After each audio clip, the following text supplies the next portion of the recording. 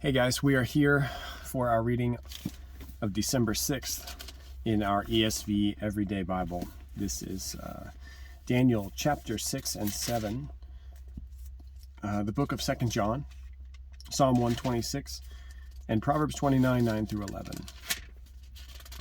So we're going to continue on here in Daniel chapter 6 and 7. It pleased Darius to set over the kingdom 120 satraps, to be throughout the whole kingdom, and over them 3 high officials, of whom Daniel was one, to whom these satraps should give an account, so that the king might suffer no loss. Then this Daniel became distinguished above all the high officials and satraps, because an excellent spirit was in him. And the king planned to set him over the whole kingdom. Then the high officials and the satraps sought to find a ground for complaint against Daniel with regard to the kingdom, but they could find no ground for complaint or any fault, because he was faithful, and no error or fault was found in him. Then these men said, "We shall not find any ground for complaint against this Daniel, unless we find it in connection with the law of his God." Then these high officials and satraps came by agreement to the king and said to him, "O King Darius, live forever. All the high officials of the kingdom, the prefects, and the satraps, the counselors, and the governors are agreed that the king should establish an ordinance and enforce an injunction, that whoever makes petition to any god or man for 30 days, except you, O king, shall be cast into the den of lions. Now, O king, establish the injunction and sign the document, so that it cannot be changed according to the law of the Medes and the Persians, which cannot be revoked." Therefore King Darius signed the document and injunction. When Daniel knew that the document had been signed, he went to his house, where he had windows in his upper chamber open toward Jerusalem. He got down on his knees 3 times a day and prayed and gave thanks before his God, as he had done previously. Then these men came by agreement and found Daniel making petition and plea before his God. Then they came near and said before the king concerning the injunction, "O king, did you not sign an injunction that anyone who makes petition to any god or man within 30 days, except to you, O king, shall be cast into the den of lions?" The king answered and said, "The thing stands fast, according to the law of the Medes and the Persians, which cannot be revoked." Then they answered and said before the king, "Daniel, who is one of the exiles from Judah, pays no attention to you, O king, or the injunction that you have signed, but makes his petition 3 times a day." Then the king, when he heard these words, was much distressed, and set his mind to deliver Daniel. And he labored till the sun went down to rescue him. Then these men came by agreement to the king and said to the king, "Know, O king, that it is a law of the Medes and the Persians, that no injunction or ordinance that the king establishes can be changed." Then the king commanded, and Daniel was brought and cast into the den of lions. The king declared to Daniel, "May your God, whom you serve continually, deliver you." And a stone was brought and laid on the mouth of the den, and the king sealed it with his own signet and with the signet of his lords, that nothing might be changed concerning Daniel. Then the king went to his palace and spent the night fasting. No diversions were brought to him, and sleep fled from him. Then at break of day the king arose and went in haste to the den of lions. As he came near to the den where Daniel was, he cried out in a tone of anguish. The king declared to Daniel, "O Daniel, servant of the living God, has your God, whom you serve continually, been able to deliver you from the lions?" Then Daniel said to the king, "O king, live forever. My God sent his angel and shut the lions' mouths, and they have not harmed me, because I was found blameless before him, and also before you, O king. I have done no harm." Then the king was exceedingly glad, and commanded that Daniel be taken up out of the den. So Daniel was taken up out of the den, and no kind of harm was found on him, because he had trusted in his God. And the king commanded, and those men who had maliciously accused Daniel were brought and cast into the den of lions, they, their children, and their wives. And before they reached the bottom of the den, the lions overpowered them, and broke all their bones in pieces.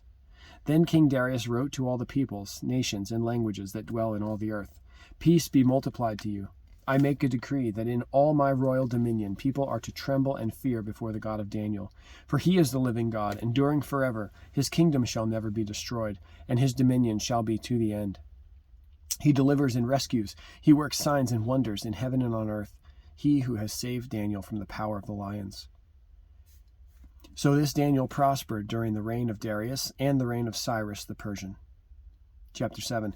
In the first year of Belshazzar, king of Babylon, Daniel saw a dream and visions of his head as he lay in his bed.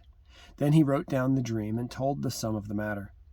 Daniel declared, I saw in my vision by night, and behold, the four winds of heaven were stirring up the great sea, and four great beasts came out of the sea, different from one another. The first was like a lion and had eagle's wings. Then as I looked, its wings were plucked off, and it was lifted up from the ground and made to stand on 2 feet like a man. And the mind of a man was given to it. And behold, another beast, a second one, like a bear. It was raised up on one side. It had 3 ribs in its mouth between its teeth, and it was told, Arise, devour much flesh. After this I looked, and behold, another, like a leopard, with 4 wings of a bird on its back. And the beast had 4 heads, and dominion was given to it. After this I saw in the night visions, and behold, a 4th beast, terrifying and dreadful and exceedingly strong. It had great iron teeth. It devoured and broke in pieces and stamped what was left with its feet. It was different from all the beasts that were before it, and it had 10 horns. I considered the horns, and behold, there came up among them another horn, a little one, before which 3 of the first horns were plucked up by its roots. And behold, in this horn were eyes like the eyes of a man, and a mouth speaking great things. As I looked, thrones were placed, and the Ancient of Days took his seat. His clothing was white as snow, and the hair of his head like pure wool. His throne was fiery flames. Its wheels were burning fire. A stream of fire issued and came out from before him. 1,000 thousands served him, and 10,000 times 10,000 stood before him. The court sat in judgment, and the books were opened. I looked then because of the sound of the great words that the horn was speaking, and as I looked, the beast was killed, and its body destroyed and given over to be burned with fire. As for the rest of the beasts, their dominion was taken away, but their lives were prolonged for a season and a time. I saw in the night visions, and behold, with the clouds of heaven there came one like a son of man, and he came to the Ancient of Days, and was presented before him. And to him was given dominion and glory and a kingdom, that all peoples, nations, and languages should serve him. His dominion is an everlasting dominion, which shall not pass away, and his kingdom one that shall not be destroyed. As for me, Daniel, my spirit within me was anxious, and the visions of my head alarmed me. I approached one of those who stood there, and asked him the truth concerning all this. So he told me, and made known to me the interpretation of the things. These 4 great beasts are 4 kings who shall rise out of the earth. But the saints of the Most High shall receive the kingdom and possess the kingdom forever and ever.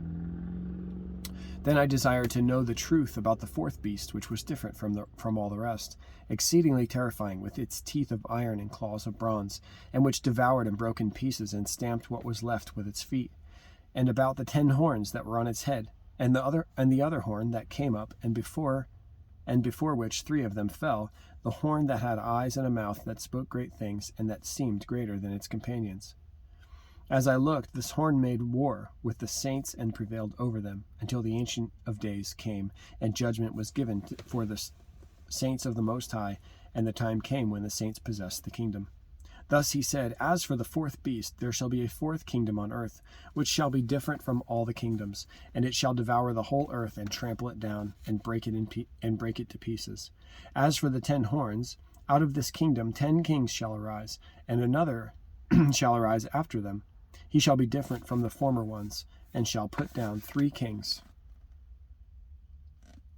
He shall speak words against the Most High, and shall wear out the saints of the Most High, and shall think to change the times and the law, and they shall be given into his hand for a time, times and half a time. But the court shall sit in judgment, and his dominion shall be taken away, to be consumed and destroyed to the end. And the kingdom and the dominions and the greatness of the kingdoms under the whole heaven shall be given to the people of the saints of the Most High. His kingdom shall be an everlasting kingdom, and all dominions shall serve and obey him. Here is the end of the matter. As for me, Daniel, my thoughts greatly alarmed me, and my color changed, but I kept the matter in my heart. All right, the book of 2 John. The elder to the elect lady and her children, whom I love in truth, and not only I, but also all who know the truth, because of the truth that abides in us and will be with us forever. Grace, mercy, and peace will be with us from God the Father and from Jesus Christ, the Father's Son, in truth and love. I rejoice greatly to find some of your children walking in the truth, just as we were commanded by the Father. And now I ask you, dear lady, not as though I were writing you a new commandment, but the one we have had from the beginning, that we love one another. And this is love, that we walk according to his commandments. This is the commandment, just as you have heard from the beginning, so that you should walk in it. For many deceivers have gone out into the world, those who do not confess the coming of Jesus Christ in the flesh. Such a one is the deceiver and the Antichrist. Watch yourselves, so that you may not lose what we have worked for, but may win a full reward. Everyone who goes on ahead and does not abide in the teaching of Christ does not have God. Whoever abides in the teaching has both the Father and the Son. If anyone comes to you and does not bring this teaching, do not receive him into your house or give him any greeting, for whoever greets him takes part in his wicked ways. Though I have much to write to you, I would rather not use paper and ink. Instead, I hope to come to you and talk face to face, so that our joy may be complete. The children of your elect sister greet you. All right, Psalm 126. A song of ascents. When the Lord restored the fortunes of Zion, we were like those who dream. Then our mouth was filled with laughter, and our tongue with shouts of joy. Then they said among the nations, the Lord has done great things for them. The Lord has done great things for us. We are glad. Restore our fortunes, O Lord, like streams in the Negeb. Those who sow in tears shall reap with shouts of joy. He who goes out weeping, bearing the seed for sowing, shall come home with shouts of joy, bringing his sheaves with him. Proverbs 29, 9 through 11. If a wise man has an argument with a fool, the fool only rages and laughs, and there is no quiet. Bloodthirsty men hate one who is blameless, and seek the life of the upright. A fool gives full vent to his spirit, but a wise man quietly holds it back. All right. Our next reading will be December 7th. This is going to be Daniel 8 and 9, the book of 3 John, Psalm 127, and Proverbs 29, 12 through 14. I'll see you soon here for that one. Have a great day.